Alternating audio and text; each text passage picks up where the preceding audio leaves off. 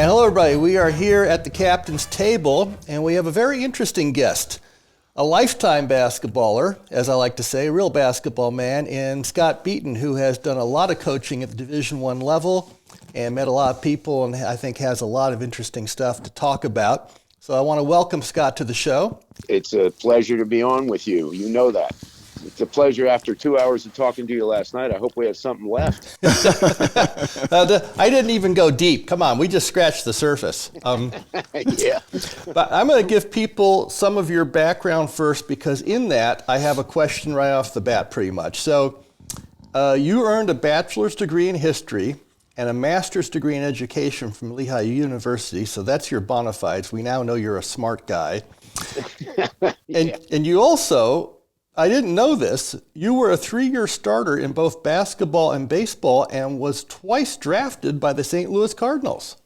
That is correct. Do you ever, well, actually, there's going to be 2 questions. So the first one now is, did you ever think and say, gee, I would have liked to have given Major League Baseball a shot? Yeah, I did. And, I wish, we all wish, I guess we were born in a different era. I wish I was born maybe 20 years later. When I was playing, I was a pitcher, and when I was playing, if you started a game, you were expected to finish the game. So, with the way baseball is and has transformed into today's game with relievers, I would have loved being a reliever. Just go out there and throw gas for, an inning and go take a shower and go home. Oh, so you would have liked to have been a closer.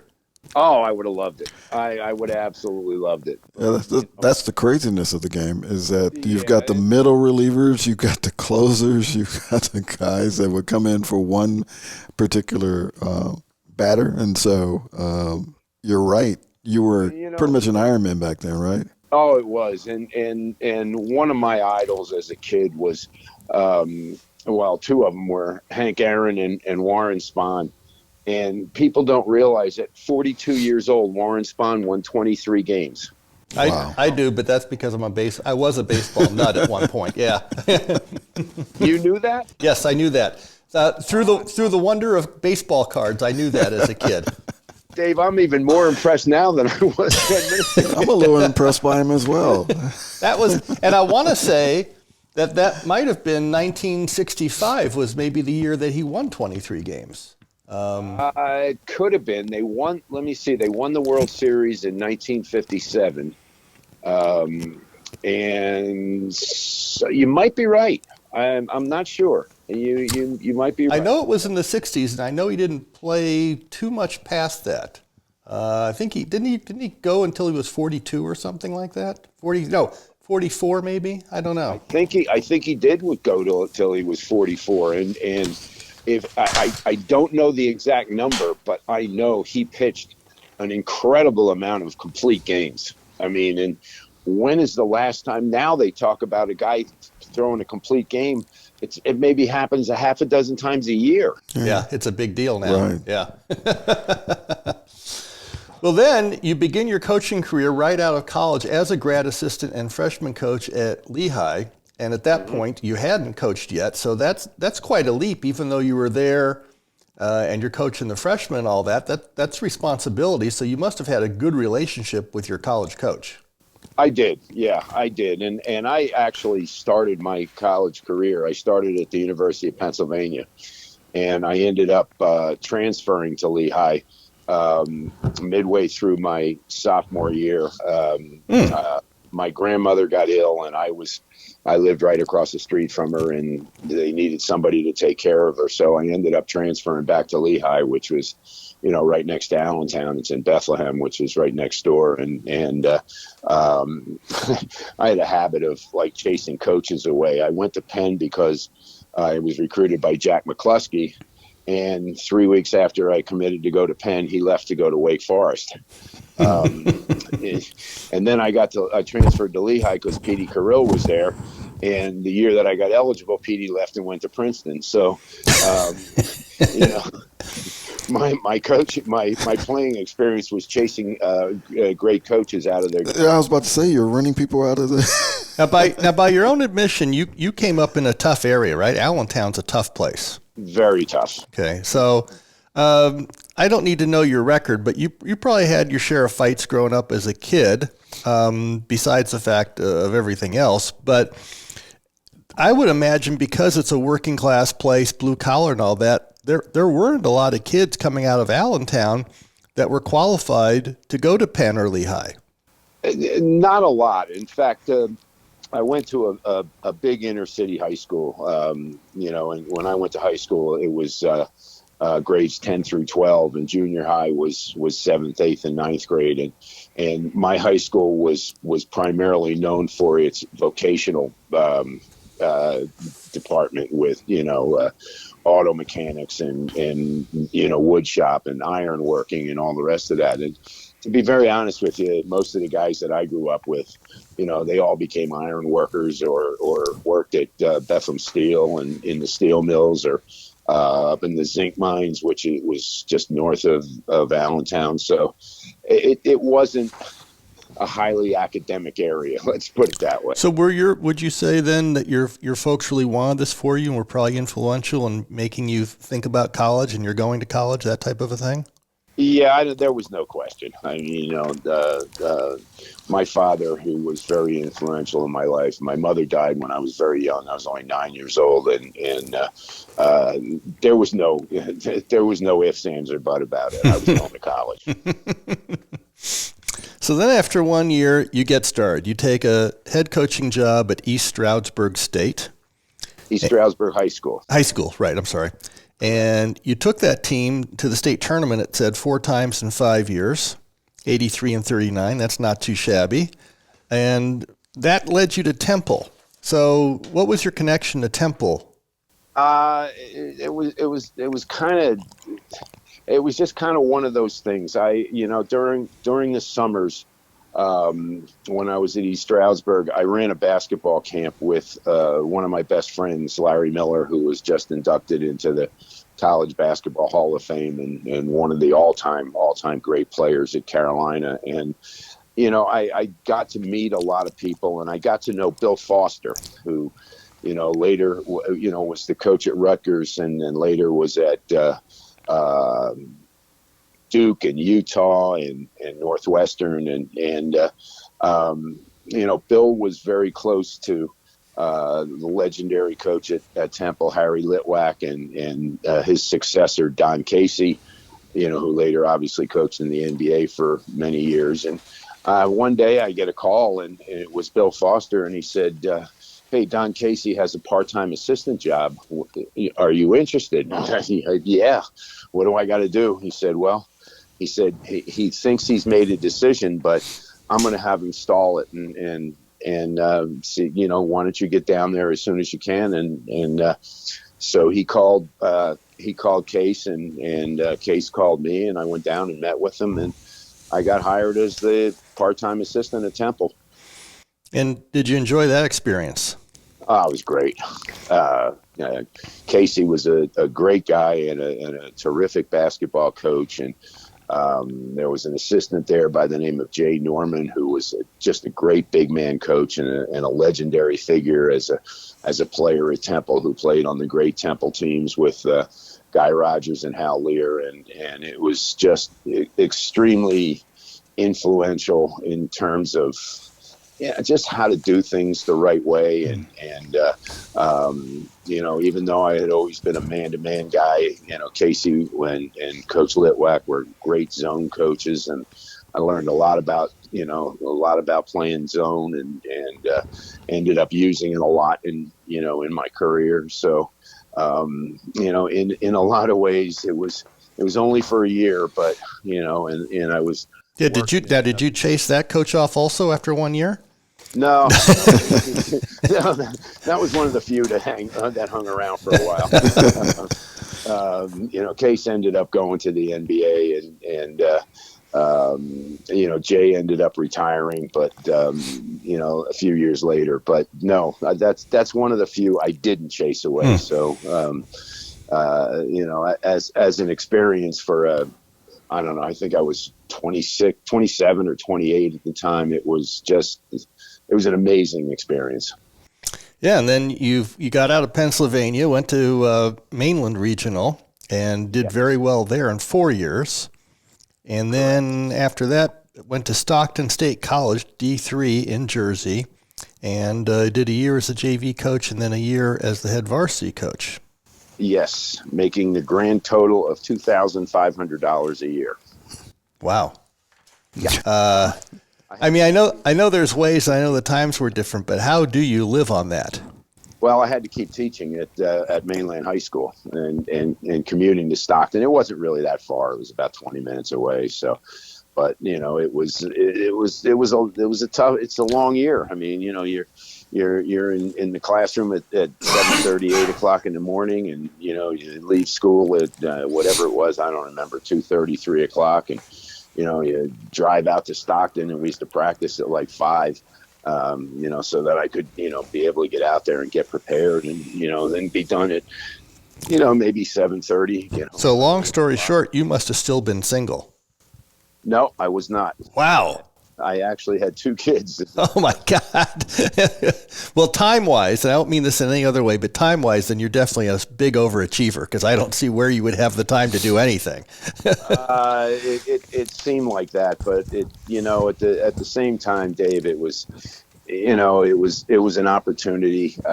You and I have talked about this a lot in the past. I was kind of caught in a time warp. When I started coaching, the way to move up in coaching was to become a really, really good high school coach, and then to get hired someplace as a freshman coach, because in those days, freshmen couldn't play on the varsity. So every head coach needed a really good freshman coach, because he couldn't coach him that year. He had to have somebody get him ready to, the next year. And, a few years into my high school coaching career, they eliminated freshman teams. So they eliminated a chance for, upward mobility for high school coaches. And I got caught kind of in a little bit of a time warp. I don't regret doing it. I honestly think, and this is maybe is going to sound a little bit crazy, but not to you so much, because of your background and what a great job you have done in terms of teaching kids how to play and doing things the right way. But I think that every coach before he goes to college should probably coach in high school and learn how to coach. And learn how to, learn from your mistakes, I guess, so to speak, and try not to make the same mistake again. And, I think if you, if you're, involved and you really love the coaching and you want to be a really good coach, the pressure of winning is self-imposed, I think. And I wanted to win just as much coaching in high school as I did, coaching at Penn or GW or Stockton or Cal or any of those places. So, I think making the kind of decisions that you make as a head coach in high school, that influence the outcome of a game, win or lose, I think those experiences are invaluable. I would agree with you. Hey, let's leave it there for a second. We're going to take a commercial break. We are talking with Scott Beeten. I'm not going to say you're a basketball vagabond, but you have crisscrossed the country for coaching. Long-time coach. Knows where all the bodies are buried, but I don't mean that in a bad way. So we'll be back with Scott Beeten in a moment from the Kaptains Table.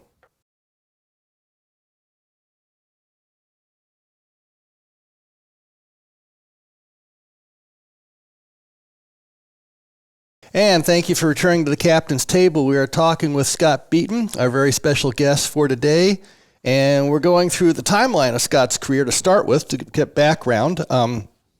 After coaching at Stockton State College for 2 years, Scott took a position with Penn in the Ivy League.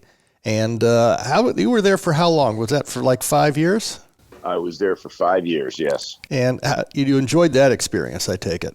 Yeah, it was, at first when I was with Page, it was great. I can't even begin to tell you what a great guy he was to work for, how secure he was in himself.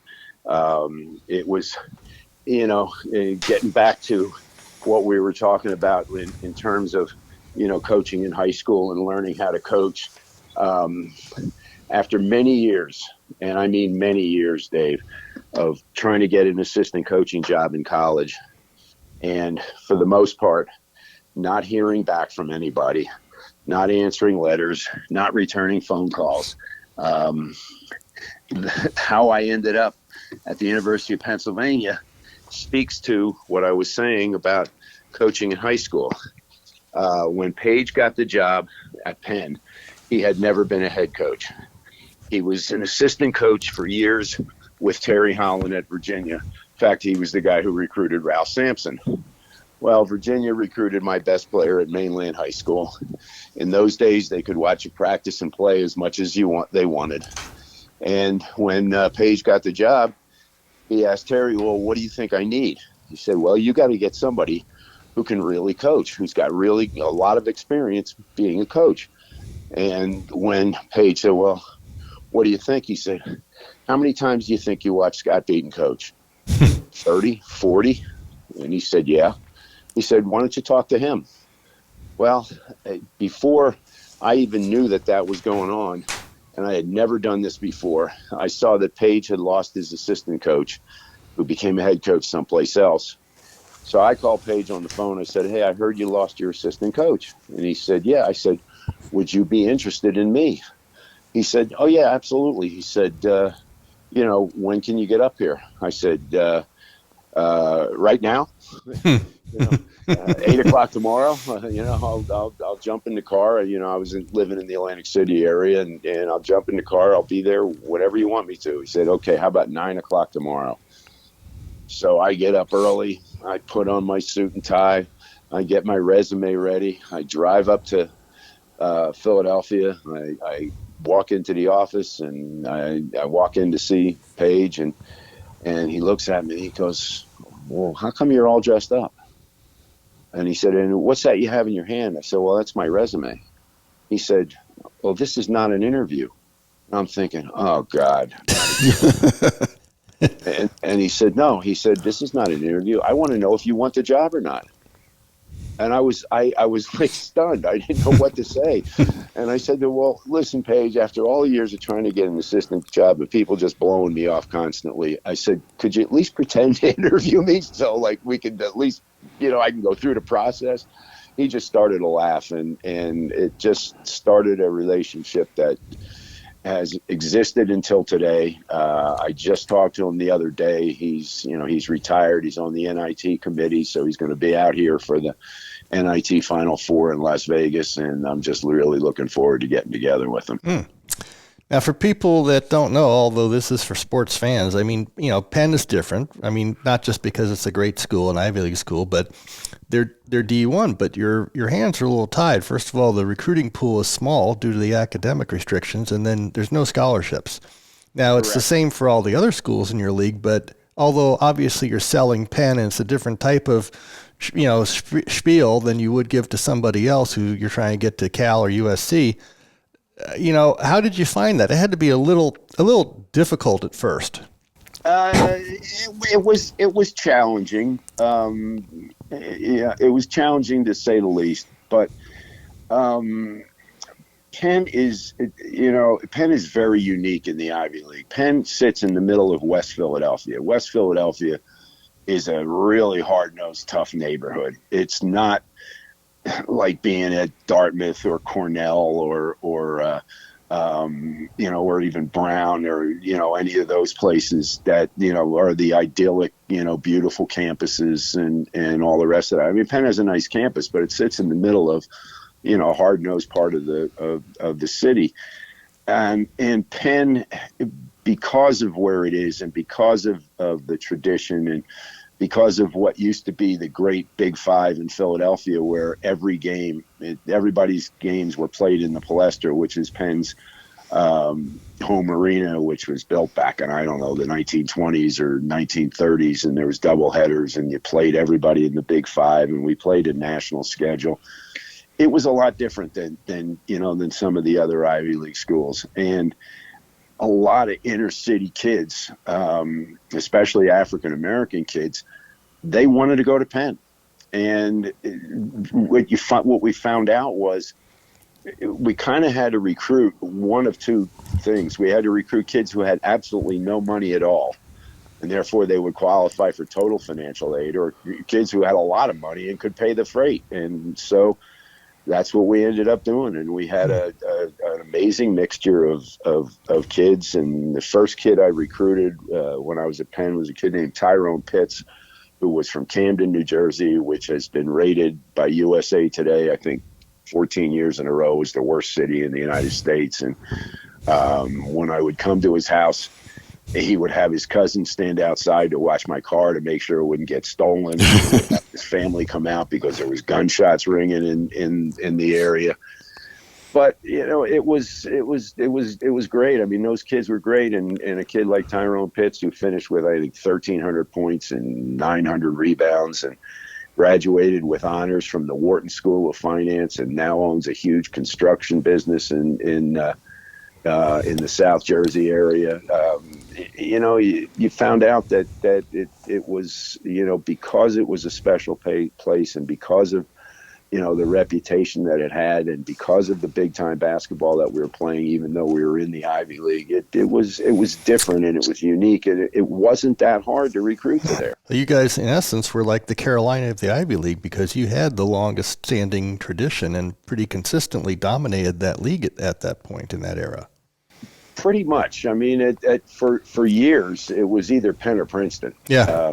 Petey Carrill was at Princeton, so it was either Penn or Princeton, and we had our run, and they had a few runs, and it kind of went back and forth, and it's a very bitter rivalry, and Princeton's very idyllic, not casting any aspersions, but it's kind of preppy. You see a lot of people walking around with orange corduroy pants and blue blazers,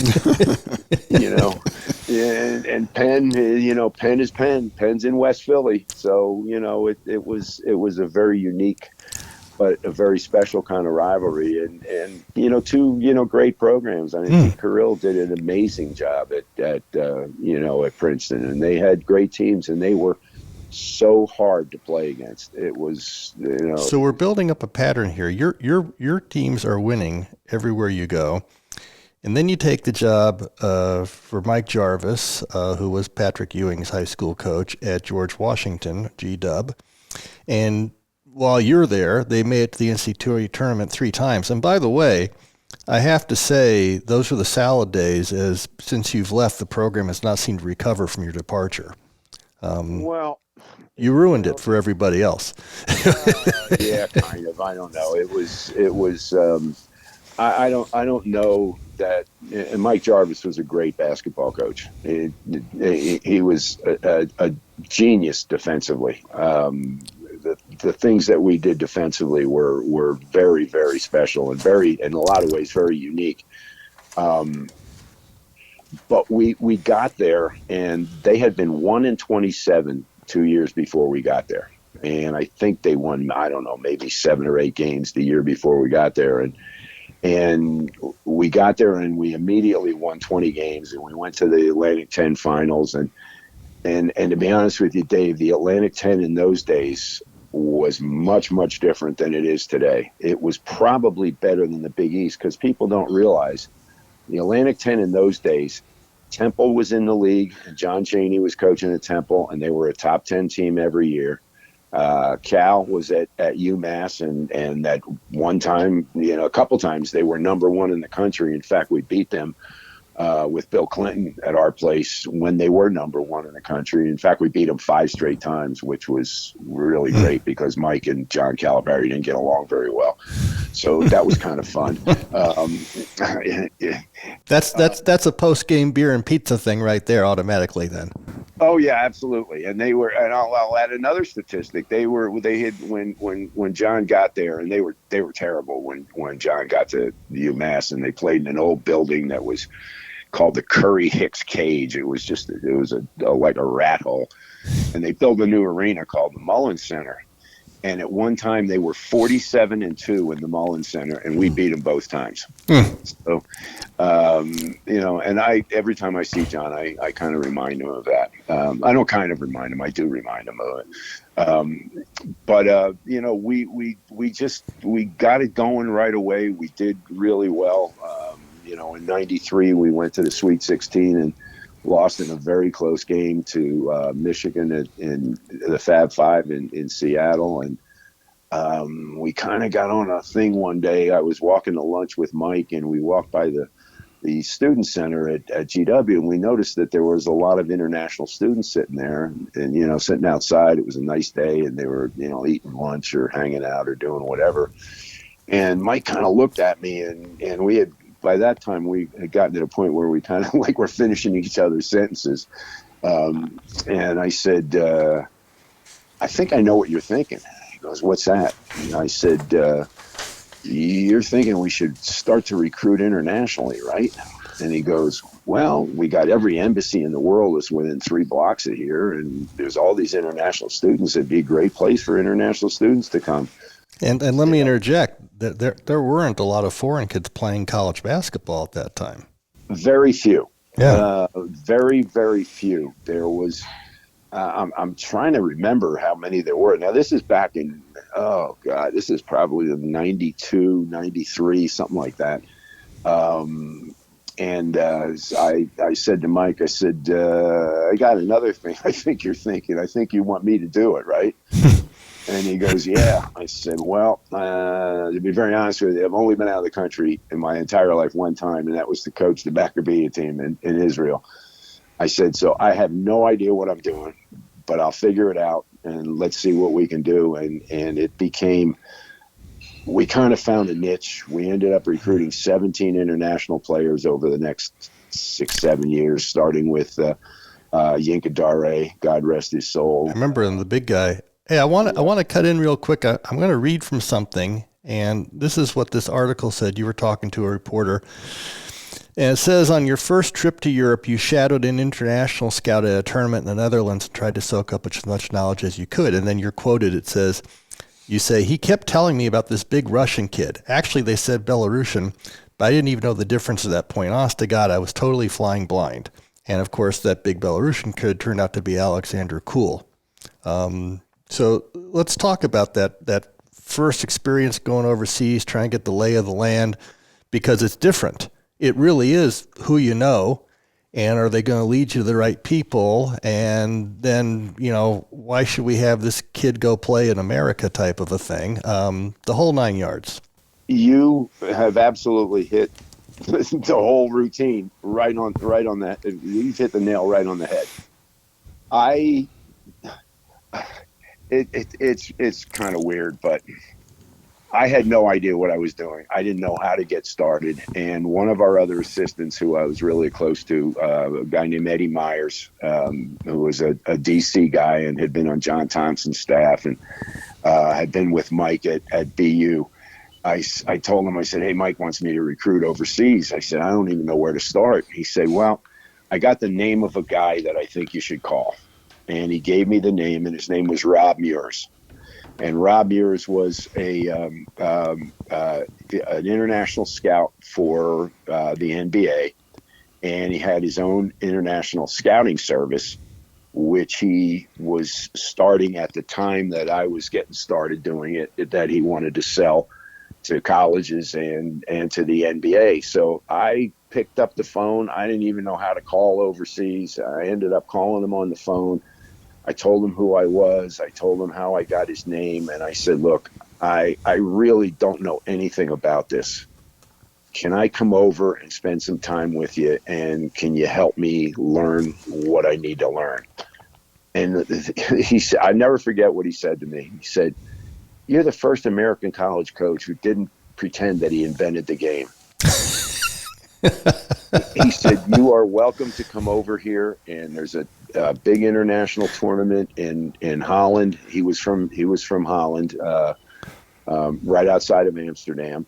And he said, "Why don't you come over and spend some time, and we'll go to the tournament, and you can learn, and we'll go through it that way." And so I got on a plane. You bowled them over with the truth and your humility. Hey, we got to take a quick break. We'll pick this up after the break. We're talking with Scott Beeten at the Kaptains Table.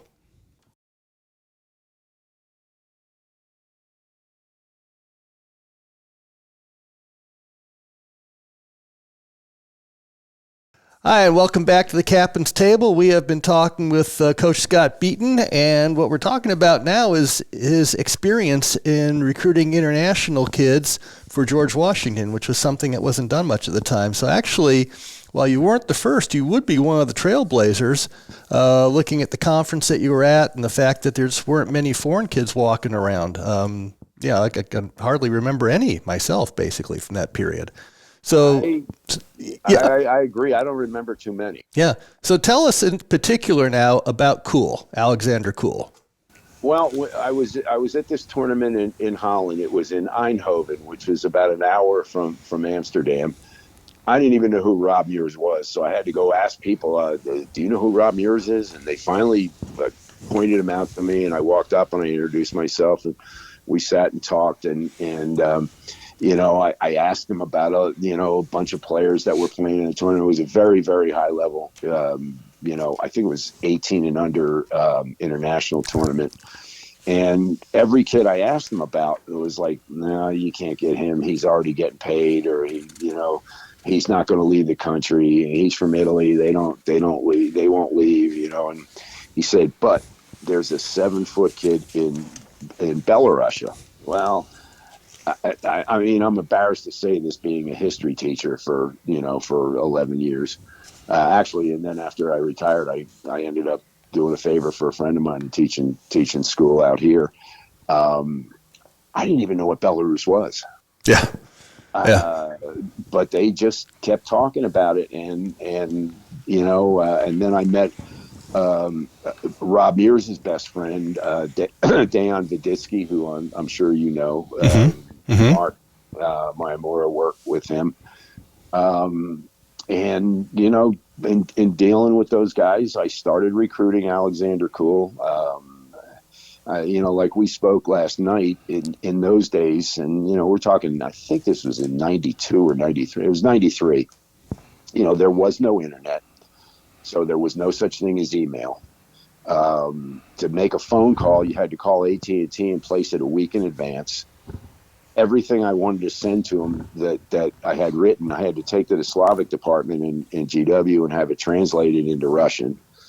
To get it to him, I had to have it sent DHL, because that was the only thing that delivered in the former Soviet Union, to a friend of Rob Mears and Dejan Viditsky, named Stepas Karis, who was a pro coach in Lithuania. I had to have it sent to a friend of his in Shilutė, Lithuania, who owned a business, who put the package on a bus, sent it 3 hours to Shilutė. Stepas would pick it up at the bus station, put it on a fax it into Belarus, and then we had to reverse the whole process to get everything back. Holy smokes. Yeah. It was a nightmare, but I'll be honest with you, Dave. I took it as a challenge. I said, "I'm going to do this thing. I'm going to figure this out, and I'm just going to keep banging away and do this and see if we can, make this work." And obviously I had Mike's blessing, and in the middle of recruiting him, Dejan Viditsky brought an international.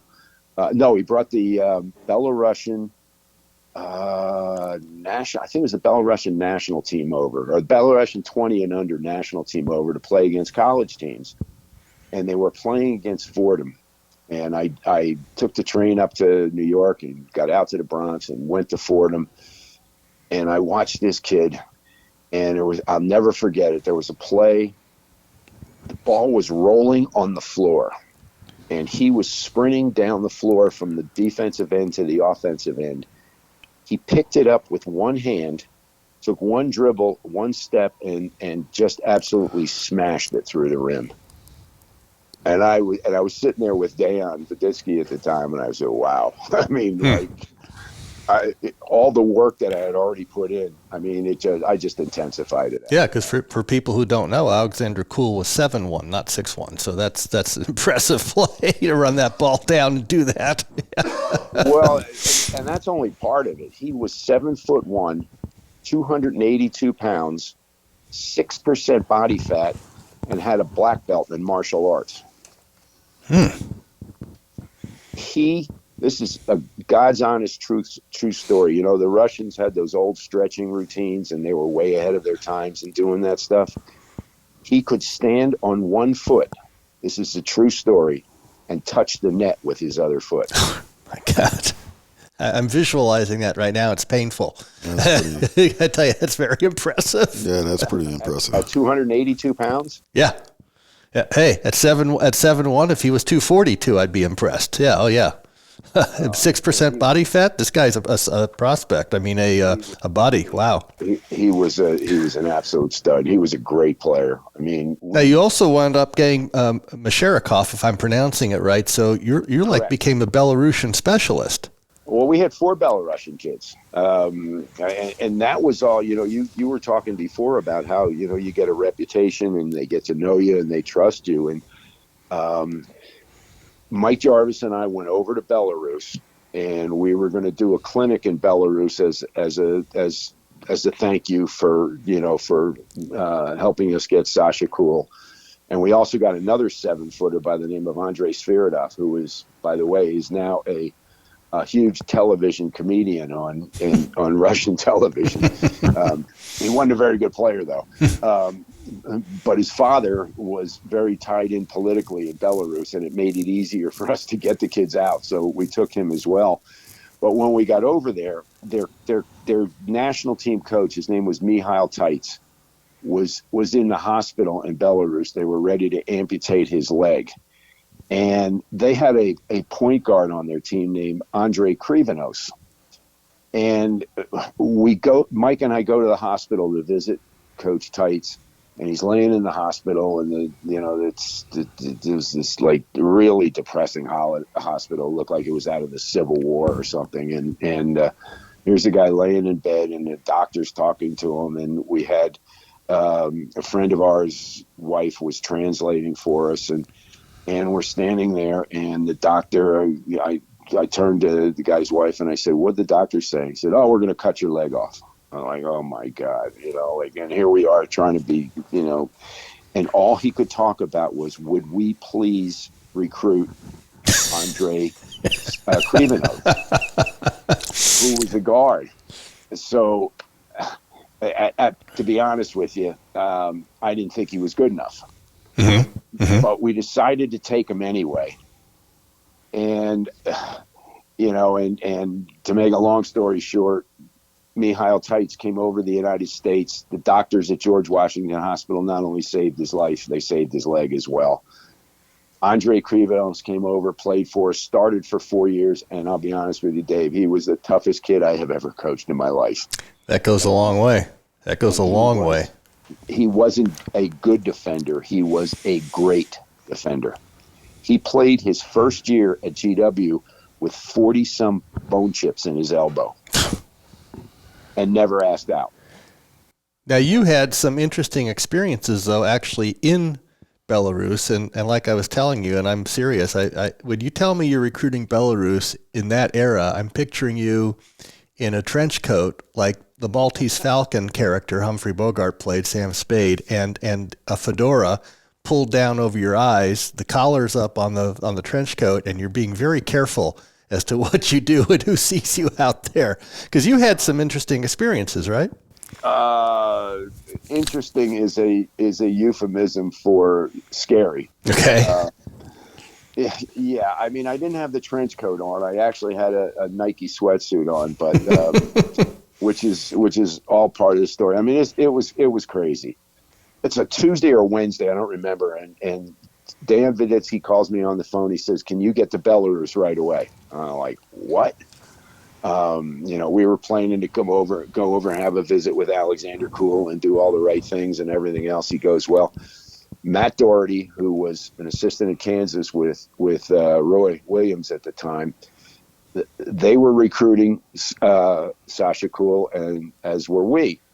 And he said, well, Matt Doherty postponed his visit. If you come over right away, you can get him right now. That's all right. I'm on a plane. I'm coming. And so, we made arrangements as fast as we could. I jumped on a plane but I wanted to go to Holland first to talk to those guys because I had never done anything like this before. When we used to go recruit and we go to a kid's house, we'd wear a suit and tie and do it all formally and everything else. And that's how it was done back in those days. So I met with Dayon and Rob. They said, no, it's a lot different over here. He said, just, relax, go in a sweatsuit and blah, blah, blah, blah, blah. So I said, okay. And he said, and we're going to have a guy pick you up at the Vilnius airport named Stepis Carries, who later became a really close friend of mine. And so I was staying at the Marriott in Amsterdam, and they never called to wake me up. So I missed my flight. So somehow I got hooked up and I got on another flight. Now, remember, making phone calls in those days it was crazy. So I had to get a hold of Stepis because he was supposed to pick me up at a certain time, and I wasn't going to get in until, much later. And somehow I got through to his wife, and his wife got a hold of him, and we got the whole thing arranged. So I ended up having to fly Air Lithuania from Amsterdam to Vilnius, Lithuania. Now, trust me when I tell you this, I didn't know where the hell I was. I didn't know where I was going. I mean, I was just flying by the seat of my pants. So we get on this old plane, fly into Lithuania, get there. It's probably, 10:30, 11 o'clock at night. I watched the plane land, and all I saw on the sides of the runways was blown out bombers from World War II. I'm like, oh God, this is not going to be this is not going to be good. And I get off the plane. I had no visas because I didn't have time to get a visa. And Dayon told me, he said, make sure you got a lot of $20 bills, because $20 bills will get you anywhere in the former Soviet Union because nobody had any money. So I get off the plane, I get through, I get through customs. Stepis Carries comes up to greet me, and his assistant coach comes walking up to me, and he says, Coach Beeten, do you remember me? Yeah, weren't you with the Maccabea trials in 1985? Small world department. And it was Stepis' assistant coach and it was a guy who had tried out for the Maccabea team. So anyway, Stepis says, okay, we were supposed to drive to Minsk, Belarus, which is like, I don't know, it's a 9-hour drive. He said, but we can't go to Minsk because the Belarusian Basketball Federation is following Cool around because they don't want him to leave the country. So we're going to meet him on the border of Belarus and Lithuania. I mean, okay, I'm just along for the ride. I don't know what's going on. Yeah, at this point, you're here. Whatever they're telling you has got to be the way it is. That's, I had no choice. Yeah. I mean, I'm just relying on my friends. And like you said before, it's the people and the people you trust and the contacts and everything else. Well, there's a little side part of the story. 2 days before I'm supposed to leave, Stepis Carries calls me on the phone, who I have never met. And he said, my sister and brother-in-law live in Washington, D.C., and they have a box they want to send over for me. Can you bring the box with you? Well, at this point in time, I'm going to do whatever it takes, right? Yeah. So somebody drops off this big box at our office at GW. So, I'm not paying attention. I'm just going to take the box with me and get on the plane and go. And Mike Jarvis says to me, he says, you know what, Scott? He said, I think you better look into the box. Why? He said, well, like, what if it's like bombs or drugs or whatever? Okay. I guess you're right. I opened the box, Dave, and it was, this is going to sound insane. It was full of doorknobs. Doorknobs? Doorknobs. They don't have doorknobs in Belarus? There was a shortage? Not Belarus, but they didn't have them in Lithuania. Wow. They were, the quick set doorknobs, yeah, plastic containers. Yeah. The box was full of doorknobs. So we the first thing Stepa says is, do you have the doorknobs? Yeah, I got the doorknobs. Don't worry, I got the doorknobs. And we're dragging this big box of doorknobs. I mean, it must have weighed 200 pounds. So anyway, we get in the car, and he goes, we have to make a stop before we go to the border. Oh, okay, no problem. He said, I'm stopping at my sister's apartment building. Okay. So we walk into this apartment building, and it's this old beat up building. And you remember, this is only a few years after the breakup of the Soviet Union. So what had happened was the method of distribution with all the former Soviet countries had stopped because of the breakup. Because one country would manufacture farm equipment, another country would manufacture electrical equipment, another country would manufacture televisions, and that's how they kept the economy going from one country to another. Well, evidently they stopped making doorknobs, and we're walking up 6 flights of stairs carrying a 200-pound box of doorknobs, and I'm looking at the doors, and every one of them had a padlock on them, like a combination padlock. Yeah. And what people would do was, when they were inside, they put the padlock on the inside and lock it. And when they left, they put it on the outside. So we go dragging this thing up to Stepas' sister's house. The next thing you know, there's like 40 people waiting in line in front of her house to buy the damn doorknobs. Oh, wow. It was, I mean, nobody could make this stuff up. I mean, it was like... So they're providing a service, and of course it's a great business. They're making money on this. Oh yeah, and I'm just along for the ride. I'm like the trucking company bringing the damn doorknobs over there. And then we jumped in the car and drove, I don't know, 3 hours into the middle of the night, and ended up getting to the Belarusian Lithuanian border, and there were trucks, cargo trucks backed up for miles, because when you went from one country to another country, they searched every single truck. So we had to park like 2.5 miles away. And Stepa said, okay, I'm going to go to the border and see if I can get you across without any visas. Well, while I'm standing there, some drunken truck driver comes up, and I have to get in a fight with the guy because he's going to try and rip me off. So that was my first experience being at the border. Then Stepas comes up to me. He says, okay, I can get you across the border, but you're going to have to give up your passport. Well, the one thing they always tell you is never give up your passport. But I'm standing there, and there's Sasha Cool standing on the other side of the border with a big smile on his face and waving to me. So all reservations at that point about the passport go out the window, because you are at the goal finally. There was no way I wasn't going to do it. I mean, there's just no way. Scott, I got to cut you off right here. We're going to come back with you at the border waiting for Sasha Cool when we come back after commercial break to the Captain's Table.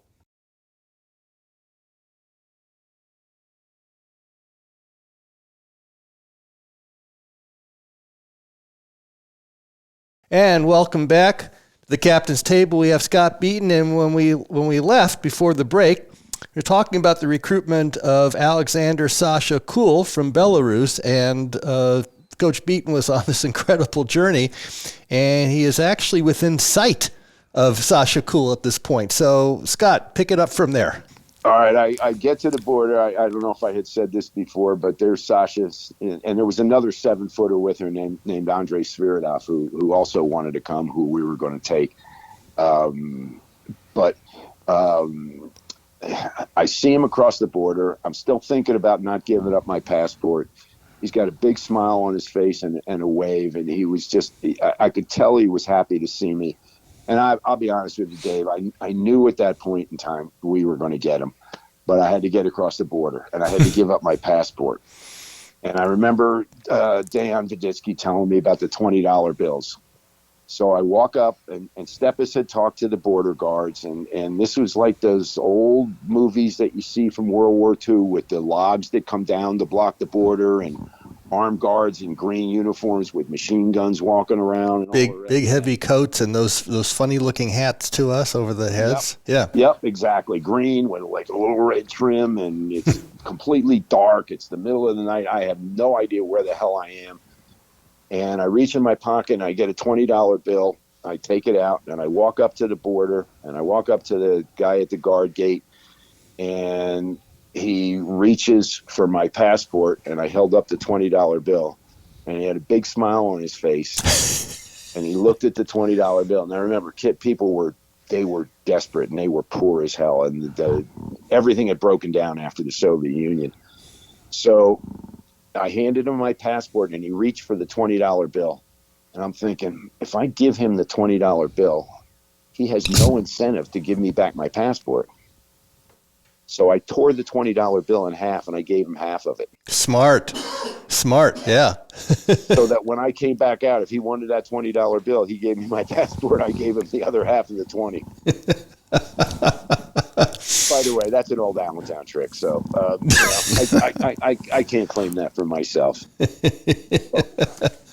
We sat, Stepas Carries and I, and 2 7-footers, sat in a car on the Belarusian side of the Belarusian-Lithuanian border for probably 2 hours. And Stepas was translating everything because those kids couldn't speak a word of English at the time.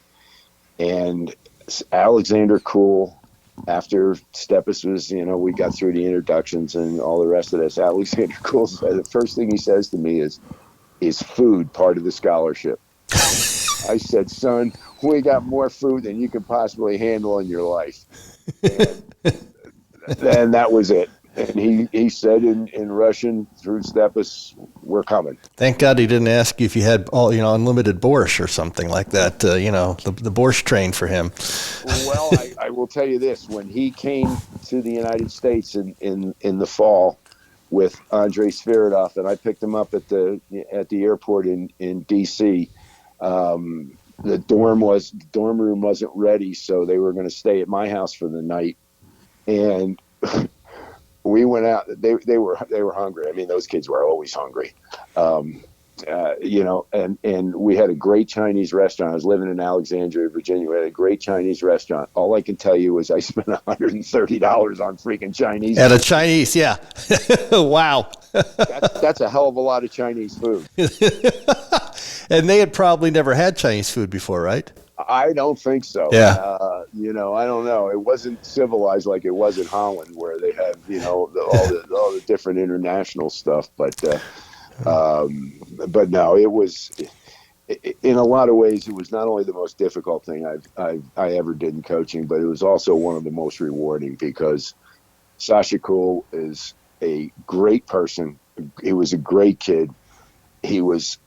They got off the plane. They didn't speak a word of English, and he graduated with honors and has a master's degree from George Washington University. That's very impressive.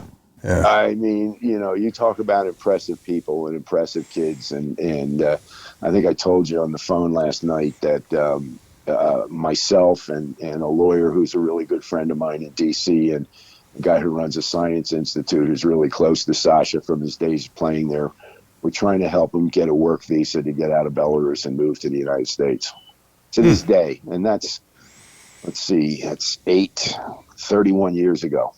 So, when I tell you it's rewarding, it's all about the relationships, isn't it? No, absolutely. So over time, you developed a reputation for finding top European talent and helping these guys, come to the U.S. for college basketball. And that led to an interesting tip from a European contact to go check out some blonde-haired German teenager playing for a second division club in Würzburg, I think it was. Yes, it was. And now you were at Cal at that point. Is that correct? No, I was when we first started. I was at GW. Oh, you're still at GW. Okay. I was still at GW, and I was running back and forth to Germany, and got to know Holger Geschwinder, who was Dirk's personal coach and one of his parents' best friends, who was the assistant coach of the Würzburg team in the German league, and Dirk's family, and and all the rest of that. And Mike Jarvis and I went down to Augusta to the big AAU tournament they have in Augusta, and we saw Dirk play. Holger was coaching the team, and it was just like, whoa, that boy is pretty special, and he was only about 6'7" maybe at the time, because I think he was only 15 or 16 when we first saw him. But I want to bounce back to that, because I want to say that I didn't I probably didn't remember. I must have known this, but I didn't remember that Todd, one of your sons, Scott Beeten has two sons, Chad and Todd Beeten. Todd played for Ben Braun at Eastern Michigan University. You did not know Ben Braun prior to Todd playing there? No, I did. I was supposed to be his assistant on the '89 Maccabea team. Ah, okay. And because of some other commitments, I couldn't do it. But what I did do was I ran the tryouts for him. And the tryouts were in Washington, D.C., and I ran the tryouts for him, and we got to know each other and, kind of stayed in touch. And by then by the next year I was at GW. And I think it was, I can't remember what year Todd graduated from high school. I think it was maybe 93 or. But that led to Todd winding up being recruited by Ben Braun and playing for him. Correct. Yes. And Todd was a very high level high school player. He was all Met in Washington, D.C. And, he was pretty heavily recruited, but when Ben recruited him, because Ben not only recruited him, but he recruited Todd's best friend from New Jersey, a kid named Charlie Eibler, who they played together in AAU basketball for Rich Leary. Yeah. He played for Rich Leary and Mickey Walker. They used to split their teams a lot, and it was kind of one of the reasons that Todd went there, because Ben offered both of them and they were best friends. So. He went to Eastern. And I brought that up because, of course, you joined Ben's staff in 1997 when he took the Cal job. Correct. And now you are obviously you're like a lifetime Easterner and everything. And, Cal had some players over the years, but, there was not a tradition there with Cal. So what made that intriguing to you at that point? Ooh. I mean, of course, you knew Ben. That's always good. You actually know the guy. But, you probably could have looked around and probably been somewhere in the East with somebody else you knew. So was it just like a new frontier? They haven't really done anything. We could go out there and do some great things there type of a deal? Not really. Not exactly. Okay. To be honest with you, I didn't want to go. I really did. Like you said, I'm an East Coast guy. Washington, D.C. was the furthest I've ever been away from Philadelphia. And it's like 2 hours and 15 minutes. But I was recruiting in Connecticut at the time, and Ben called me on the phone, and it was late because he got the job late. It was like, I don't know, maybe August or September, something like that. And he called me on the phone. He said, "Hey, I'm going to be offered the Cal job." And I said, "You really think that's a good job? I mean, nobody's really done that well. I mean, Lou Campanelli didn't last that long.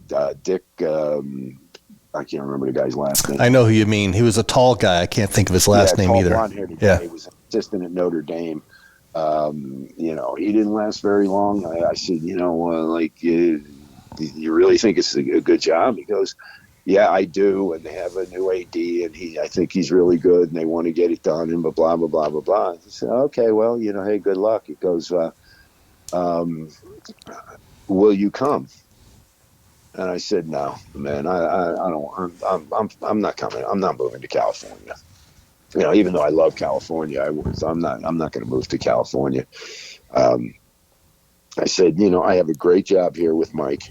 One of two things will happen. He'll leave here after all the success we've had, and he'll get a really good job, and I'll go with him, or I'll get the head coaching job here."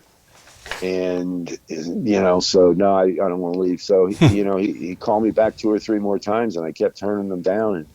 And then he made a very serious mistake. He said, "What will it take?" Okay. Dave, I remember this is '97, so assistants, I was doing okay. I wasn't, setting the world on fire, but I was doing pretty well. And I dropped the most outrageous number I could think of on him, and he said, "Okay." And now you're stuck. because you put the number out there, and he says, okay. And you can't say, I was just kidding. Right. I mean, honest to God, I had never been in that situation before where I was just like, okay, I just figured I'd drop an outrageous number on him. And, say, oh, no, I can't do that. That's, they can't pay you that much or whatever. Because that's kind of the way it was in those days. So now I got to go home and tell my wife we're moving to California. Then when I told her what the salary was, she was okay.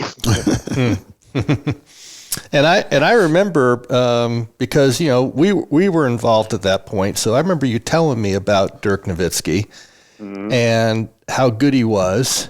And I got to tell you, it's not that I doubted your eye, but it wasn't like, although we had what's his name, the two Germans that did well at Washington, Christian Velp, and I can't remember the other kid's name who was actually better. But Germany was not known for basketball prospects. So I'm thinking, I'm sure he's good, but how could he be this good type of a thing?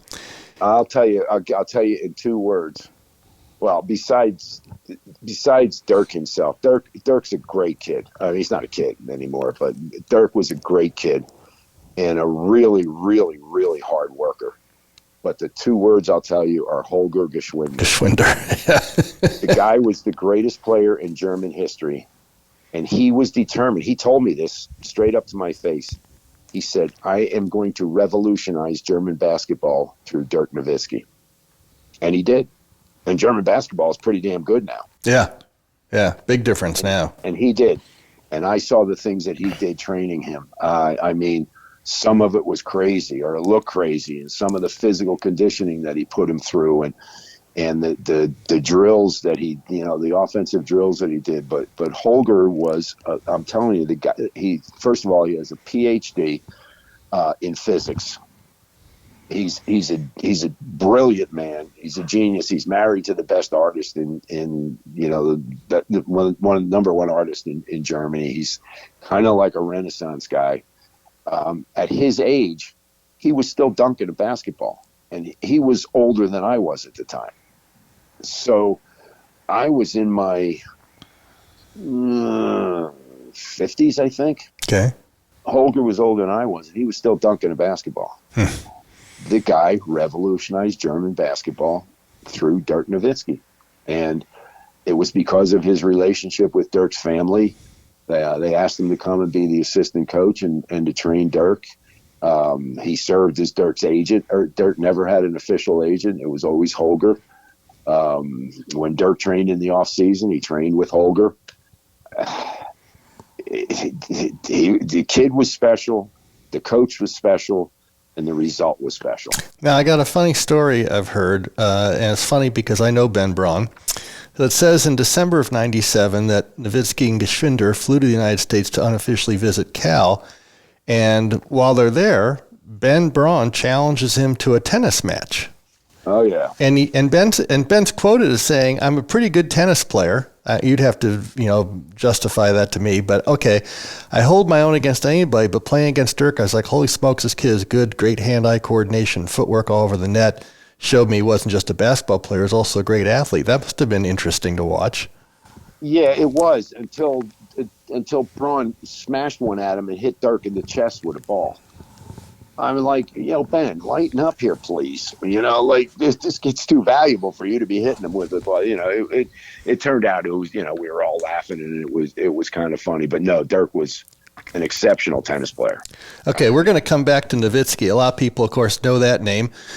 We are talking with Scott Beeten at the Kaptains Table, and we are going to break.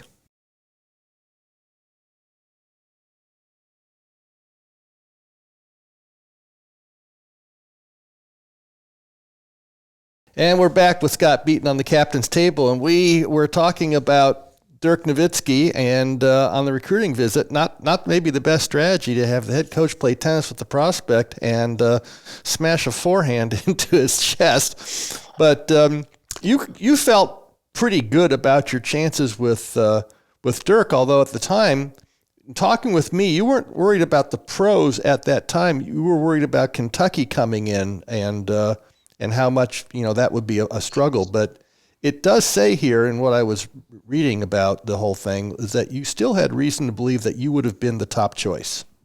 We were going to get him. Okay. When Holger brought him over, Holger let me know before he came to Cal. He said, we're going to stop and visit Kentucky. He said, don't worry. He's not going to Kentucky. I just want to make it look good. And, like we were talking about before, you have these relationships, you have this trust. He said, we've already talked it over with the family.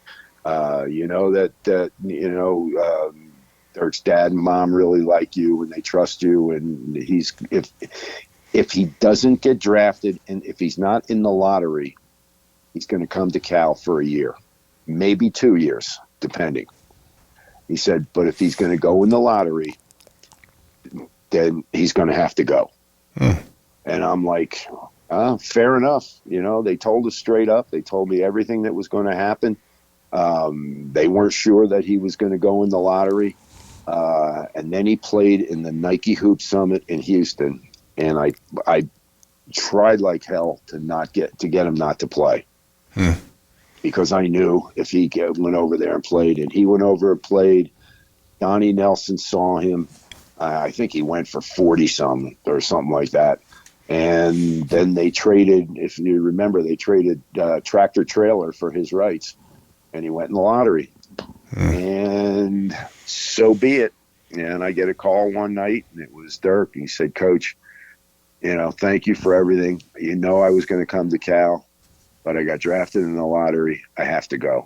I said, I understand, man. I said, you're breaking my heart, but I do understand it. And that was all she wrote, But at the same time, dealing with those people, Holger and Dirk's parents and his sister and all the people in Würzburg, because it's a small town and everybody knows everybody. And we'd go out after the games and go to the neighborhood pub and eat dinner and drink beer and go to a bar that was owned by Dirk's sister's best friend and hang out all night.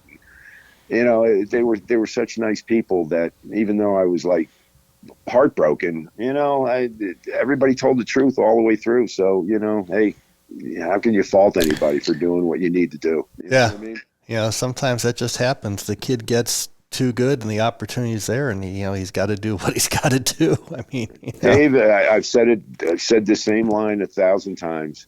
He got too good too fast. Yeah, because by then he wasn't that skinny 6'7" kid anymore. He was already 6'11", 7 foot, so he was there. Yeah, and I mean, the kid was a machine.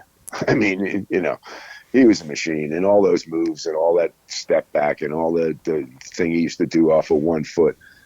That was all Holger.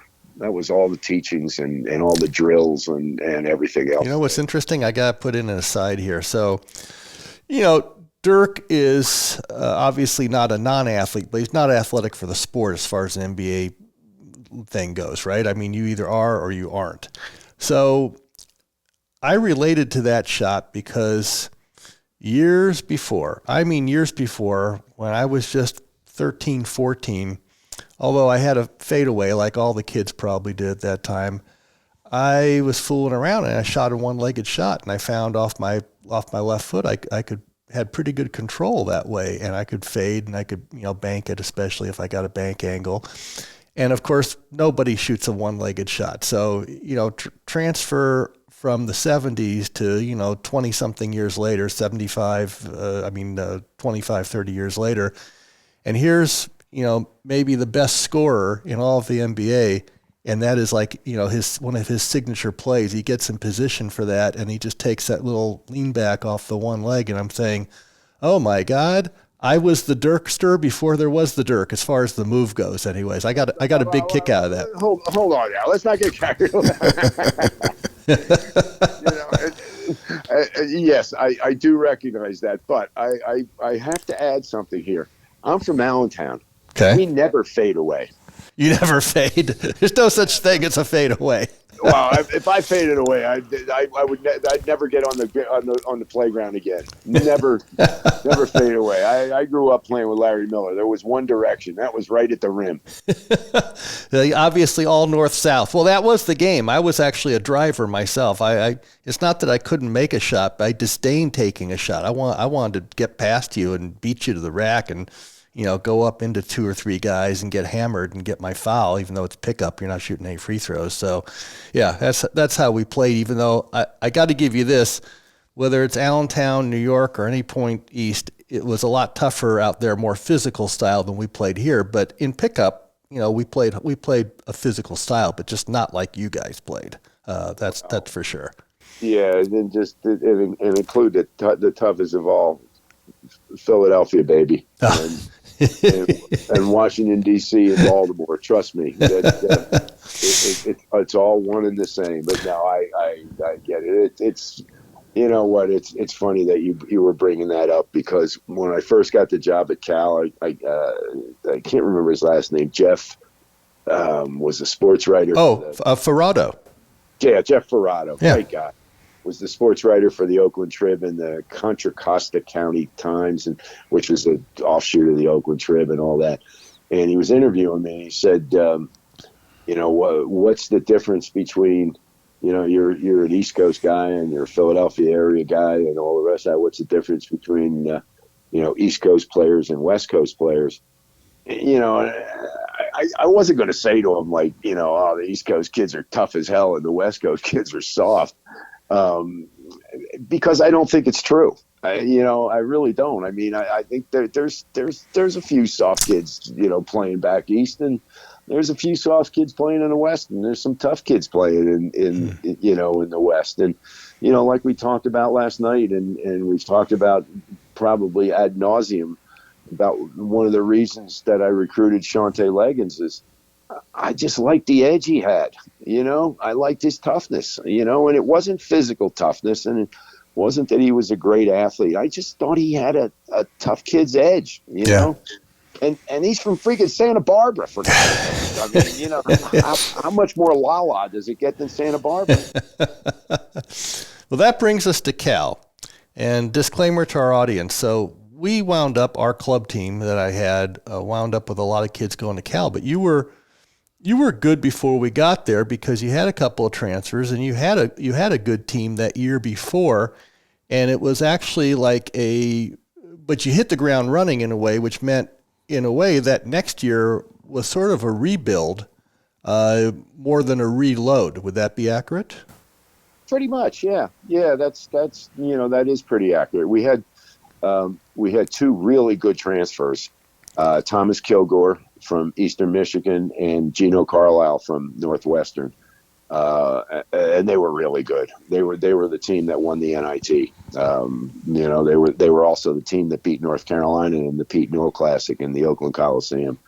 But then, and when I got there, when I got to Cal, and I without casting any aspersions on some of the kids that were there, they didn't have any good California players. I mean, it's the flagship university of the largest state in the United States, and they had no good California players. I'll never forget what I said. I walked into Ben's office. I said, Ben, I have a friend in L.A. that's the best AAU coach I've ever seen. I said, bar none. I said, and I know some good ones. My son played for a really good one in New Jersey, and there's a really good one in upstate New York, and there's a lot of lousy ones, but this guy is, I said, I'm going down to LA and I'm going to spend a week there, and I'm going to find out what's going on and who they have and where I got to go and where the players are. But we're not going to be the University of California without any good California players. And I got on the plane and came down to see you.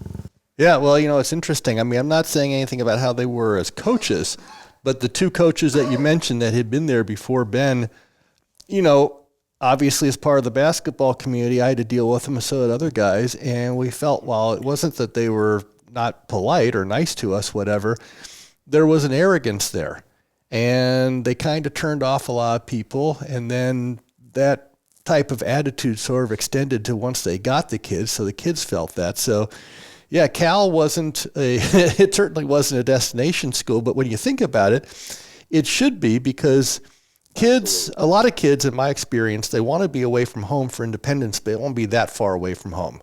So you're an LA kid, a Southern California kid, you go to Cal, you can get home, your parents can get up there, and of course it's the Pac-10 now, the Pac-12 conference, so they can see a lot of games. And let's add something else. That's when the Pac-10 was really, really good. Yeah. Yeah. Well, 10 was better than 12. I counted off the top of my head the other day. I counted, I think, 23 NBA players in the 3 years that I was at Cal. I mean, the league was so good that Jason Terry couldn't even start at Arizona until he was a senior. Oh, that's right. That is right. They had Jason Gardner, and they were Mike Bibby. Yeah. Yeah. I mean, everybody had pros. Every single team in the league had pros. I mean, Washington had the big kid McCullough. Oregon had Freddie Jones and Luke Ridnour, and the other Luke, I can't remember his name. We had Francisco Elson and Sean Marks, Stanford Jacobson and Madsen and the Collins twins, and SC had Scalabrini, and Lav had Earl Watson and Baron Davis and Jerome Moiso and Dane Gadzurich and Matt Barnes, and Arizona, like, they were so good that Bibby, Jason Terry couldn't start. But you were right. You're in California. You got to get California kids, and you also had to get kids in your hometown. So you built a great relationship with the Oakland Soldiers, which were a very good club that was arriving as a premier type of a team, and we were loaded at the time. And then you reached out. You got Joe Shipp from Fairfax, who of course Shantae's so funny. Shantae made him an honorary Rockfish. Because we had a lot of our guys up there at the time. And, the great thing, it was a lot of fun because, of course, then they gutted out the inside of Harmon. And so you have a brand new court, and the freshman class, they're the first guys to step in there. It was like sort of a Camelot experience at the time for everybody. Like, Cal is coming up, they're reviving. I'm sure there had to be a lot of excitement in the area. Oh, there was. And the kids that, the kids that came to Cal from your program, it's kind of strange. I mean, maybe it's not strange, but I having done things backwards and coaching high school first before I moved into college, I can honestly say that I never recruited a kid that I didn't like. And I know a lot of guys can do that. And they can coach kids that they don't like. And they can coach kids of questionable character. I think you're asking for trouble. My old friend Jim Valvano always used to tell me, either you recruit your problems or you don't recruit your problems. And your kids were not only really talented as players, but they were such good kids. And one of the reasons they were good kids was because they played for you. They played for the right guy. They didn't play for some of these, excuse my language, half-assed coaches that are just trying to assemble the best players and don't really care about doing things the right way. So it was just... Well, I got a very selfish reason for that. Our group is all volunteer. It's not, our basketball club was never a business model. So if I'm going to spend time with these kids, and how you got to do extra things automatically, you got to spend some money out of your pocket, you got to do this, you got to do that, I got to like the kids. So and so do my coaches, because they're volunteering their time just as much as I am. So if we don't like the kids, we're not going to have them. So that's an automatic. And when we occasionally made a mistake on a kid that way, not on the talent level, but on that way as far as how he fits in with the group and if he gets it and the whole thing, you know what? I actually didn't have to let him go. It was usually the other kids that sort of let that kid know, like, it's not really working out here. You should go play for another team, type of a thing. Yeah. It's that simple. I appreciate you saying that, that it was because you have all volunteers and guys aren't making money and they're doing it for the love of the game, and you don't want to have those. But I got to call you out on that, man. you did it. That's part of the reason, but you did it because you did it the right way and you did it for the right reasons. So therefore you had to have the right kids. And I was the same way as a coach. I was the same way as a recruiter. I didn't recruit kids that I didn't like, period. Simple as that. You talk about chemistry. Well, what's the best way to have good chemistry? Have the right kind of kids. I mean, is it that complicated? Yeah, it's not a big mystery to me or to you, but, a lot of guys taking shortcuts for various reasons. They think they've hit the mother lode with the kids, so they put up with whatever, or they're just weak, and they're not really interested in making it a good experience for all the kids and understanding all the stuff beyond basketball that feeds into that. So you're absolutely right. And I'll be honest with you. I'm very fortunate that because I was 23 years old as a head coach in high school, and I had all that experience, and I got rid of kids that didn't fit as people, the right program, and I would keep kids on some of those high school teams that weren't as good as some of the guys that we got rid of, but they fit the mold better. And I just carried that on, and so it was just the right way to do things. And it was how we were trained and how we were brought up. And the great coaches that I played for, one of whom was D. Rowe, who's God rest his soul. He just passed away at 92 last year. He's a Hall of Famer. Yeah, he is a Hall of Famer. And I was lucky enough to be able to go to prep school and play for him for 2 years and play on 2 New England championship teams for him. But he was a Dean Smith at Worcester Academy. He was a Morgan Wooten at Worcester Academy. I mean, and so that's how we were. That's all we knew. Hey, we're out of time, but I want to extend this just a hair because I got to bust your balls on one thing before we go. Please do. I don't know if you remember this, but I was talking to you one time about how you're gonna love it out here because once you're out here, you're never gonna go back east to the snow and the weather. And you said, Dave, are you kidding me? It's so frickin' soft out here in the West and yada, yada, yada. And in a year, we converted you.